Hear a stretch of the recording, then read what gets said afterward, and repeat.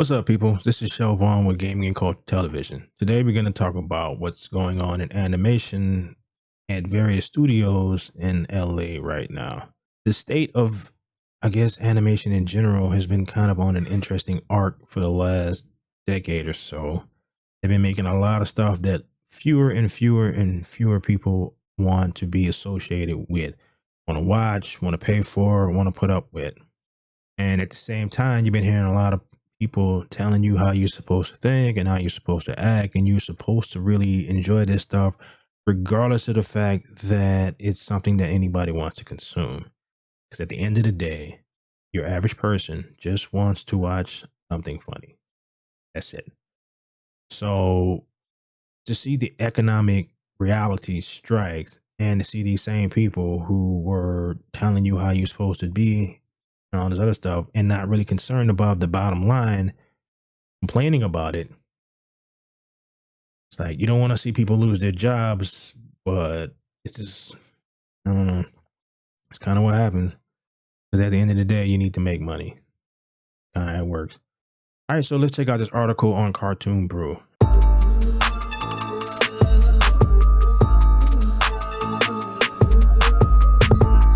DreamWorks shifting away from in-house production in Los Angeles. Sony ImageWorks is a new production partner. As a part of a cost-cutting measures, DreamWorks Animation is shifting away from producing films fully in-house at its Glendale, California studio and will rely more heavily on third-party studios. The studio's chief operating officer, Randy Lake, laid out the studio's plans in a series of meetings last month, which Cartoon Brew is revealing details publicly for the first time. And I guess this is Mr. Lake. The reality is a lot of people are hurting nowadays, and these companies have to figure out how to stay in business. So putting out someone's passion project that makes no money, because I think their last movie was about Krakens or something like that, and nobody went to go see it.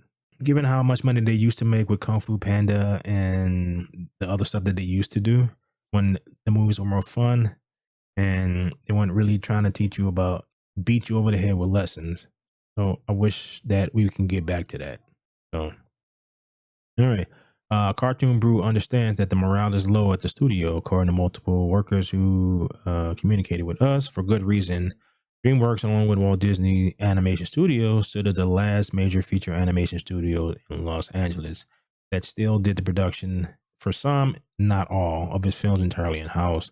Two of his features planned for next year, Kung Fu Panda 4 and The Wild Robot, are being produced entirely in-house, with only the direct-to-streaming feature, Orion in the Dark, produced by a partner studio. But that will all change in 2025, according to Mr. Randy Lake, telling the workers. Now, none of the studio's 3 films currently slated for 2025 release will be made fully in-house.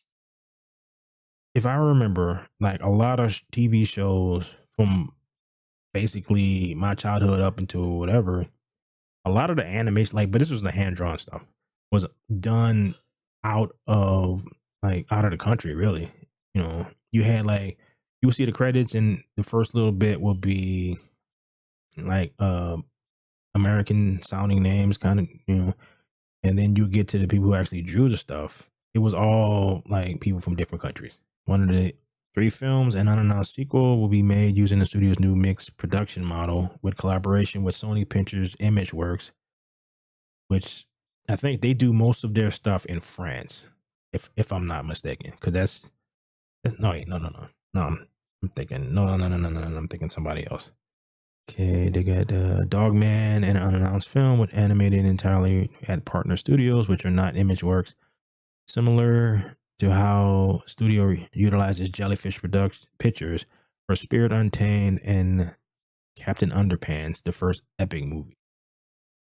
I think I kind of heard about this one, the Captain Underpants, but I'm drawing a blank with the first one, which is probably why they're changing how they're doing stuff.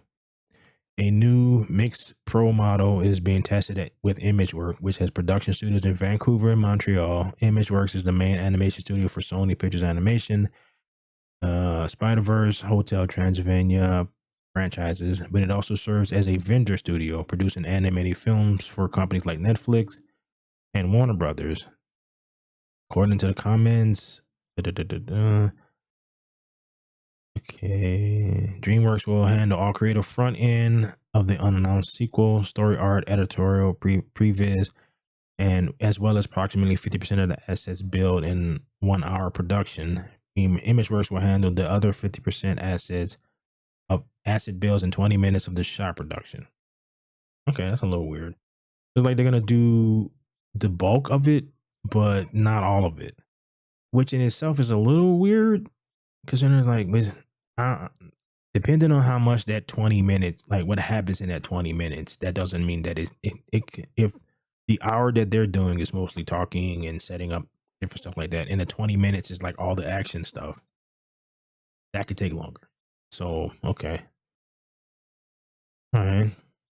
While this is the current thinking of management at DreamWorks, Burton said that the exact percentage is still being worked out and subject to change. Like Burton added that ImageWorks will be given major responsibility handling entire sequences and standalone parts of the film, rather than receiving random shots and pickup work.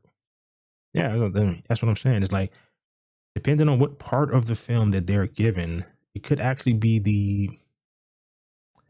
the most to animate, because you have like if it's in a city, then you got to animate all the things happening in the city to make it feel like it's flushed out in actual real life city. So that's people walking and stuff happening in the background. So that could be a lot. And if the other stuff that they're doing is more of the talky stuff, where it's just two characters talking, uh, kind of exposition type stuff. So I don't know. How does this affect DreamWorks in-house staff? That they are going to reduce production costs by 20%. Because again, these corporations need to make money, and they can't continue doing the stuff they're doing when they're not making money. Gone are the days of the $1 billion stuff. Although with the Groot stuff and the Minions, that still makes a lot of money because those are still fun. So I would hope that they take a look at the type of stories that they're trying to tell and actually sell stuff that people want to actually look at and give you money for. Like he told the workers that he wanted to keep the majority of work in house, but outsource some of our assets and shot work to partner studios at tax advantage or lower cost geographies. The goal with the mixed production model is to maintain the same quality of work with a lower cost of production. Sony is actually pretty good at making very, very nice looking animations, but at a low cost. It's like a lot of these movies, especially like the ones that Disney has been making, has been costing 150, $200 million, and they're not making any profit. I don't know how any business can deal with that. All right. In a statement to Cartoon Brew, a DreamWorks spokesperson further explained, the industry is facing a more challenging box office environment, and the cost of making creatively ambitious animated films have increased. To reduce production costs while maintaining quality, DreamWorks is defining a new feature production model where a portion of the asset and shot work will be performed by partner studios on a case-by-case, budget-dependent basis. The strategy will be implemented for future films released in 2025 and beyond. And which basically means is we have not figured out how to make these movies cheaper. Sony seems to have figured this out. We need to get them to help us. All right. Lake's history as an executive has raised questions among dream workers, okay, about his true intentions. Lake, a former securities attorney, strategic consultant at Booz Allen. Like, all right. Shifted majority of production from Culver City to Vancouver to take advantage of. Okay, I can see that. All right. Well, partnering with some during Lake's time at ImageWorks, the company also set up a short-lived studio in Albuquerque, New Mexico. Okay, so this dude used to work at ImageWorks. Again, they figured out how to make a quality-looking, ambitious-looking movie for cheap.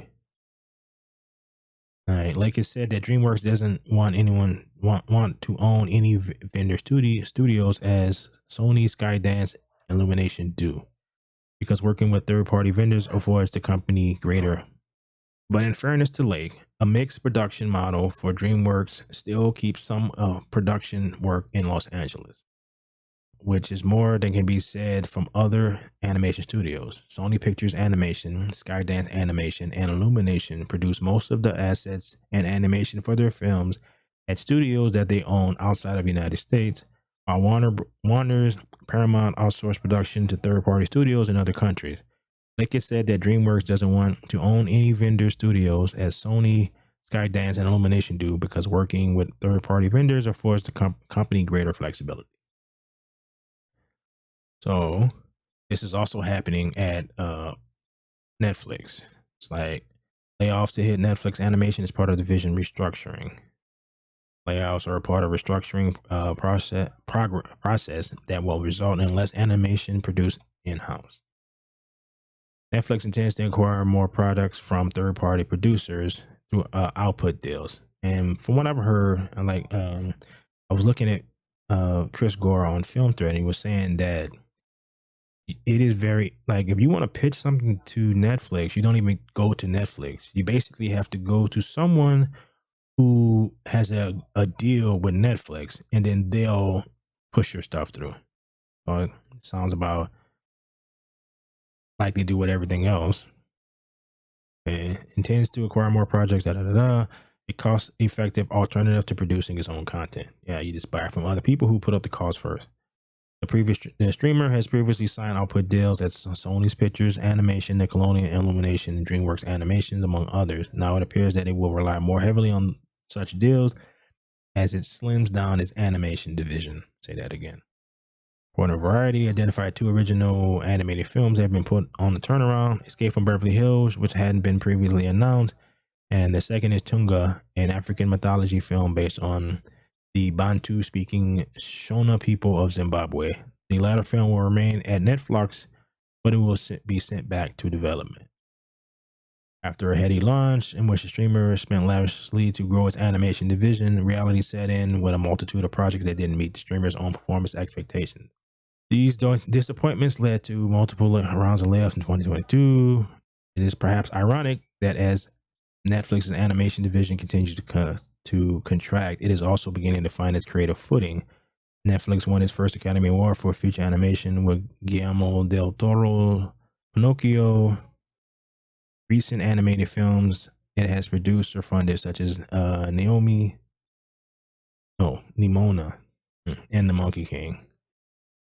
All right, as I'm looking at these comments, it seems a lot of people, they're complaining about stuff, and it's like, you don't get to just make your passion project, put it out, it makes no money, and you think that you get to keep your job and nothing is going to happen. And I'm always amazed at reading this stuff because it always seems to be the same stuff. They make some weird thing that nobody wants to see, but they get pats on the back by people who think like they do, and when it all hits the fan, they're shocked and stunned about why is this happening. So anybody who comes in to try to fix everything, oh, they're assholes and like they're this and that and the other, and they bring in a toxic environment. The gist of which, I think that's what happened to at Pixar, where Lasseter got pushed out by all these people who came in and wanted to make these ridiculous movies that nobody wants to see. And when he would like push back, they Me Too'd his butt, and now they're gone. And look at Pixar right now. It's like they keep making stuff nobody watches. So to the point where Disney is like looking at them, it's like, what the hell? It's like everything that they're doing now is basically straight to video, and it's because of people like this. Just all they did is whining and whining and whining and whining and whining. It's like, I'm sorry, but if I'm a corporation, I'm not giving you money to make some movie about like some 12-year-old girls, period. Like, who wants to see that? And apparently, given the reaction that it got, nobody. So, I don't know. It's going to be interesting to see how this works out. So, all right. Oh, if you stuck around to the end of this, thanks. And please do all the usual YouTube stuff. The like, share, subscribe, and all that fun stuff. Peace.